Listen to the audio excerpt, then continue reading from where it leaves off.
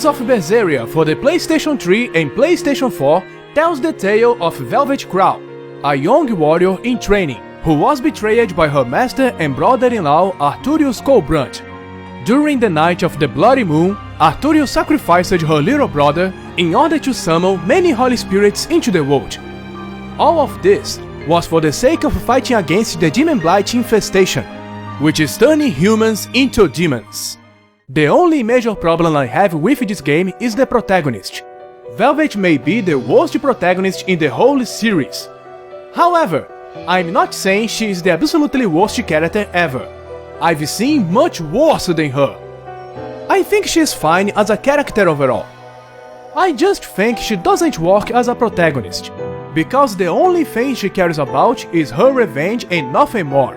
まず、この3年間に起こったことからお話ししましょう。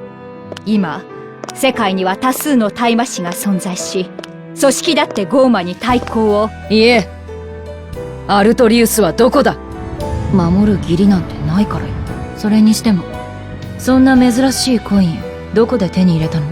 話せば長くなるが。ならいい。私は気にしないってことよ。道の先に何があろうとね。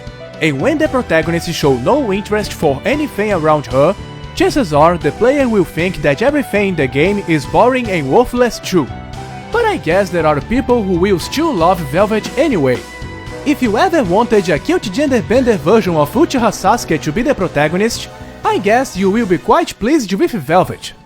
Regardless, the main plot overall is still great, because the main group in Tales of Berseria has some of the most charismatic and complex characters in this franchise, and it's also thanks to characters such as Laphset and Magilu that Velvet is forced to act a bit less like an edgelord and more like a normal human being. そこの黒コートの女、手形を見せてもらおう。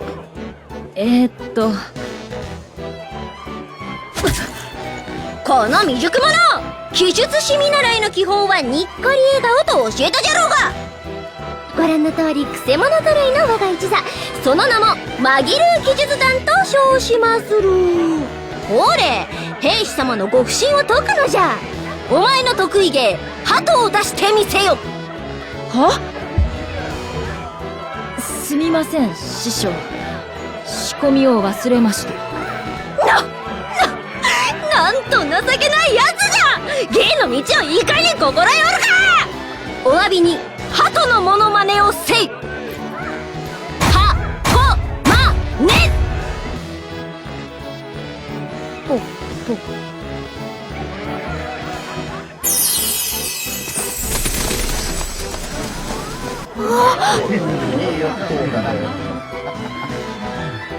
かように泣く子も笑う紛る奇術団、ローグレスの皆様にご挨拶の一席でございました。ほら、こんなところで宣伝をするな。さっさと散れ。かしこまり。 The main theme in this game is that you are playing with the bad guys, a fallen warrior, pirates, a spirit with no heart, and a crazy witch. Those are just a few examples of the misfits you can find on your party.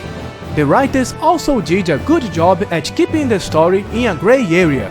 As a result, the story in Berseria feels a bit more mature than most of the other games in this series. The graphics use the same bases and many of the same assets from Zestiria, but thanks to better level design, the graphics in Berseria look slightly better than the previous installment. There is more variety to environments and more attention to details. So, unlike Zestiria, there are no huge playing areas with nothing around anymore, which makes exploration much more exciting. The transitions between battles are back.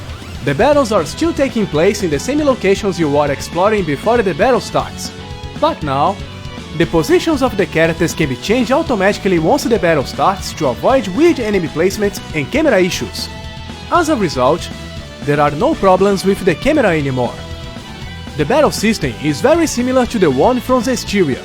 It has even less focus on combos than before, but it was made to be much easier and simple to use.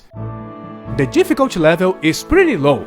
I was able to go through the whole game by escaping most of the battles with normal enemies, and even by doing so, it was always pretty easy to defeat any boss in the game. This may disappoint players who want a challenge, but but it's a good thing for those who hate grinding. I personally don't like how you get new abilities and skills, which is centered around weapons upgrades, which means you will be spending a lot of time at the upgrade shop every time you have to change your equipment. Actually, many aspects of the gameplay got dumbed down or simplified, and this was probably to attract new and younger fans to the series. This is not all bad though. At least, there is nothing frustrating or overcomplicated in the gameplay. 業深き罪人よ残言なさい俺か I also find it's quite silly how you can listen to your friends during conversations even when they are not on screen. But this is just a nitpick. ニコにはもうあったかあったわよ。 Overall, Berseria is a pretty solid entry in the Tales series. It has a strong story, memorable characters, great graphics, and decent gameplay. Zestiria was filled to the brim with bugs and glitches, but fortunately, I couldn't find anything like this in Berseria. It feels like the Tales team worked really hard to fix most of the problems with the previous game, and I think they did a really good job. This is not a masterpiece, but I believe this is one of the best games in this franchise. And that's it for this review. But if you have any other questions about Tales of Berseria, just leave a comment. Thank you for watching.